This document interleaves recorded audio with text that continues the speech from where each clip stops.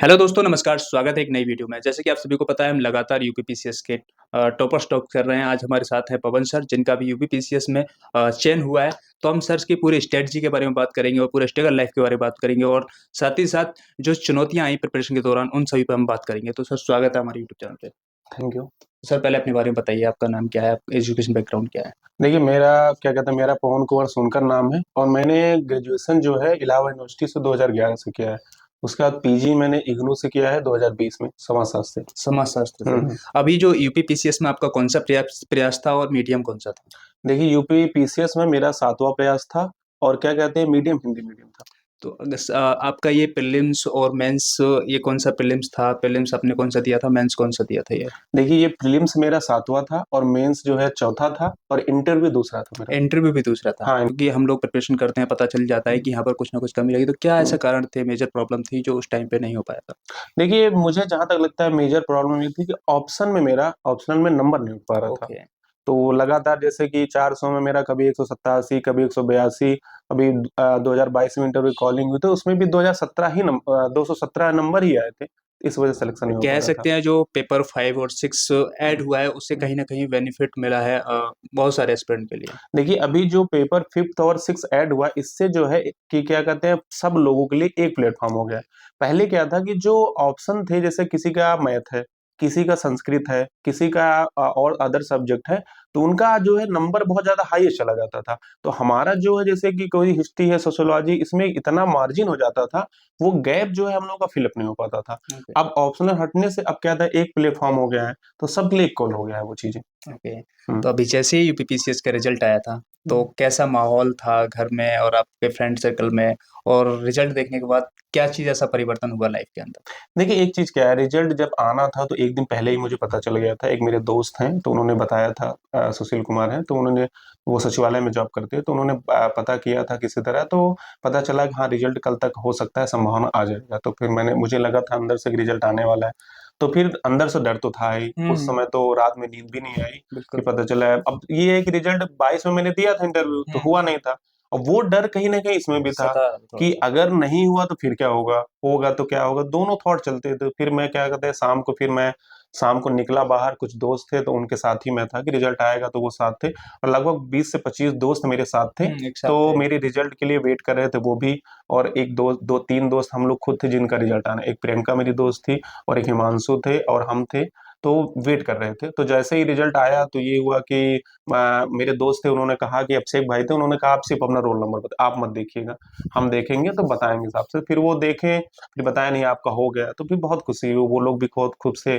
फिर घर वालों को भी पता चल गया था रिज़ल्ट आने वाला है। फिर उनको वो भी फ़ोन कर रहे थे, फिर मैंने उनको बताया तो काफ़ी खुश थे घर में सब लोग।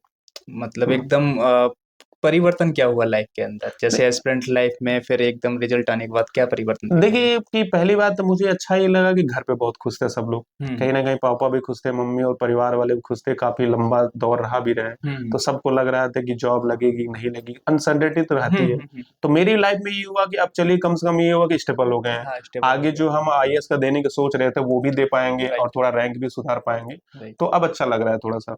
अच्छा, आपको प्रिपरेशन के दौरान में आपको काफ़ी लंबा टाइम हो गया यस सर। और कहीं न कहीं आपके थ्रू या रिलेटिव या फिर सोसाइटी के थ्रू आपको एक कहीं न कहीं कहते हैं ना एक नेगेटिव कमेंट आता होगा कि बहुत हुँ, लंबा टाइम हो हुँ, जाता है, तो हुँ। उसको अपने आपने कैसे मैनेज किया और कैसे अपने आप को मोटिवेट रखा? देखिए, एक चीज़ क्या है ना कि रिलेटिव ज़्यादा कमेंट करते हैं तो मैं ज़्यादातर ये करता था मैं शादी-ब्याह में जाता ही नहीं था। ओके। मैं घर तभी जाता था जब मेरा एग्ज़ाम रहता था, कोई इमरजेंसी काम रहता था, तो मैं दूरी बना के रखता था। तो ज़्यादातर मैं रिलेटिव को नंबर भी नहीं बाँटा था, तो वो जो बोलते थे घर पे बोलते थे किसी को तो घर वाले कहते थे कि पैसे मेरे लग रहे हैं, पढ़ा हम रहे हैं, सपोर्ट हम कर रहे हैं, आपको क्या दिक्कत है? हुँ, सीधा सा सिंपल सा और लोगों को क्या है देखिए जो लोग खुद नहीं कर पाते हैं, वही लोग कमेंट करते हैं। राइट। जो ऑलरेडी इस फील्ड में है, जो इस चीज़ को जानते हैं, वो कभी कमेंट नहीं करेंगे। तो मेरा मानना है कि लोगों को नहीं सुननी चाहिए, अगर आपको करना है, तो आपको पेशेंस रखना चाहिए और अपने हिसाब से आपको करते रहना चाहिए, सफलता ज़रूर मिलेगी। Okay, that's good sir. तो सर बात करें आपकी पीसीएस के स्ट्रैटेजी को लेकर, तो स्टेप बाय स्टेप बताइए आपकी स्ट्रैटेजी किस टाइप की थी प्रीलिम्स को लेकर, मेंस को लेकर?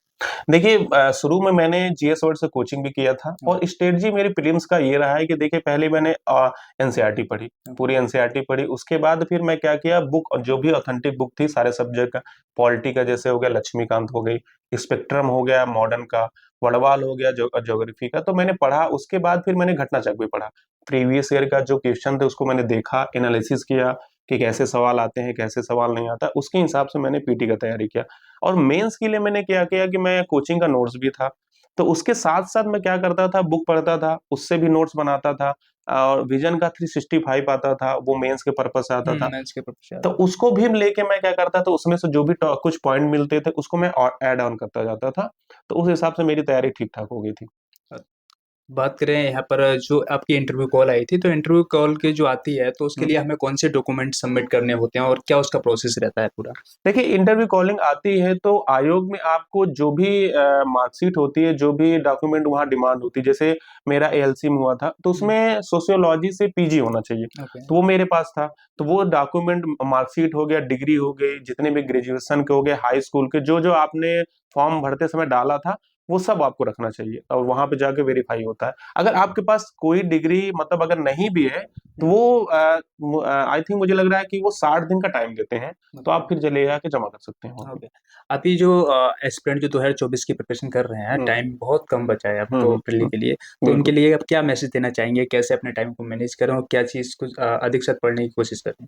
देखिए, मुझे लगता है कि अगर 2024 में जो दे रहे हैं तो वो इतने कम समय में, पहली बात तो करंट अफेयर पे ज्यादा फोकस करें, क्योंकि करंट अफेयर के जो सवाल हैं वो 20 से 25 आते हैं। ओके। ये स्कोरिंग होते हैं जो आपके सबके लिए नए होते हैं, तो इस पे आप स्कोर कर सकते हो। और दूसरी चीज क्या होती है, आप जो भी शॉर्ट नोट्स बनाए होंगे उसको आप रिवीजन करिए, नया कुछ मत पढ़िए, क्योंकि नया पढ़ने से कुछ होगा नहीं। राइट। इस वजह से उसको रिवीजन करिए और करंट अफेयर पे ज्यादा फोकस करिए। अगर आप लगा सकते हैं तो मार्केट से टेस्ट सीरीज लाके उसको लगाइए, वो बेनिफिट करेगा। अपने आप को एनालिसिस करिए कि हम कितना सवाल मुझे गलत हो रहा है, क्यों गलत हो रहा है, कैसे हो रहा है, उसका एनालिसिस करिए, हो जाएगा पीटी, कोई दिक्कत नहीं। Okay sir, thank you so much. Okay, thank तो यू। आई होप गाइस आपको ये वीडियो पसंद आई होगी। अगर आपको वीडियो पसंद आई तो वीडियो को लाइक कीजिए, चैनल को सब्सक्राइब कीजिए। अगर आप फेसबुक पर देख रहे हैं तो फेसबुक पेज को फॉलो कीजिए। मिलते हैं नेक्स्ट वीडियो में। Thank you so much.